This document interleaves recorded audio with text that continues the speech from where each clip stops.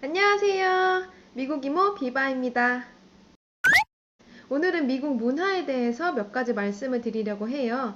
저는 아직 초보 이민자로서 자꾸 한국의 문화와 미국의 다른 문화에 대해서 비교하고 생각을 하게 되는데, 저처럼 이런 초보 이민자 분들이나 아니면 한국에서 여행 오신 분들이 좀 알았으면 좋겠다고 생각하는 그런 부분에 대해서 오늘 함께 공유를 하려고 합니다.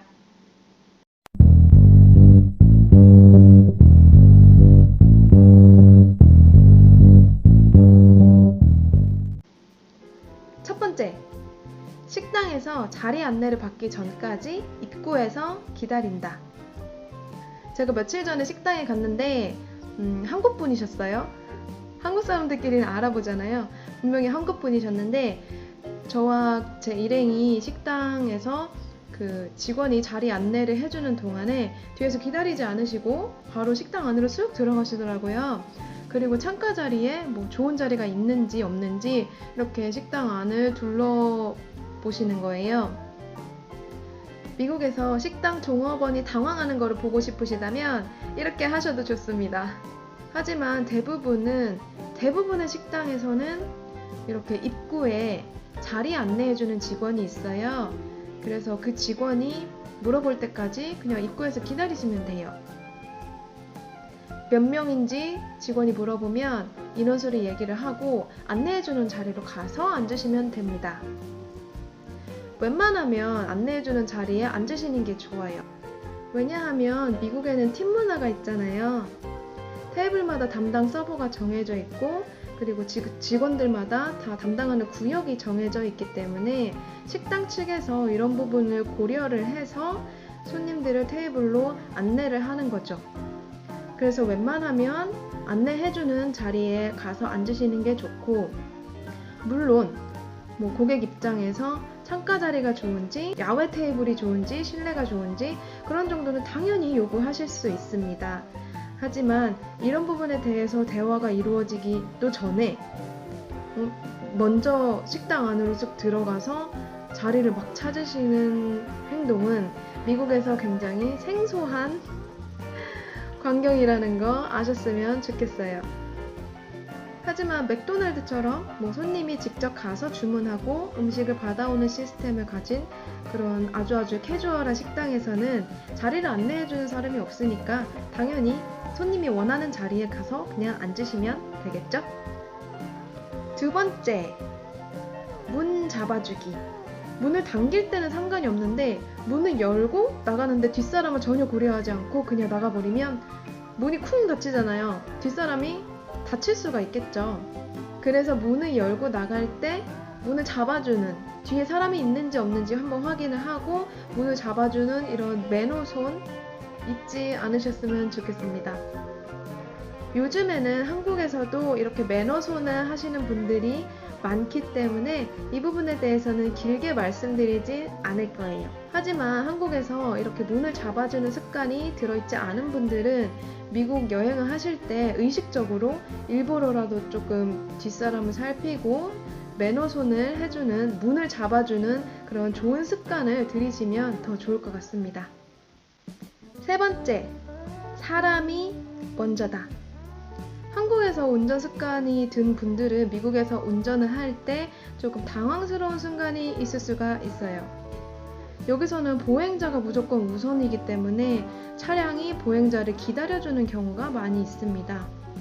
마트 같은 곳에서 예를 들어서 이렇게 도로가 있고 제가 이쪽 방향으로 가고 있었어요. 근데 옆에 사람이 이 도로를 건너려고 폼을 잡고 있으면 무조건 멈춰 서야 합니다. 심지어 이 도로에 횡단보도 표시가 없다 하더라도 보행자를 먼저 보내는 게 우선이에요.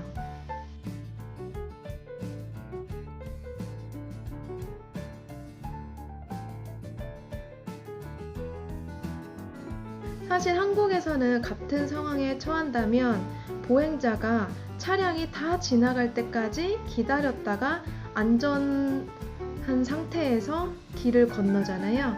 하지만 미국에서는 차량이 보행자를 기다려줍니다. 그래서 한국 운전자분들이 이 부분을 굉장히 조심해야 되는 게 뭐냐면 한국에서처럼 그냥 습관적으로 쓱 지나가면 그 사람하고 충돌할 가능성이 굉장히 커져요. 미국에서는 아까 말씀드린 그런 상황에서 보행자가 차량의 그런 움직임을 별로 개의치 않고 길을 건넙니다.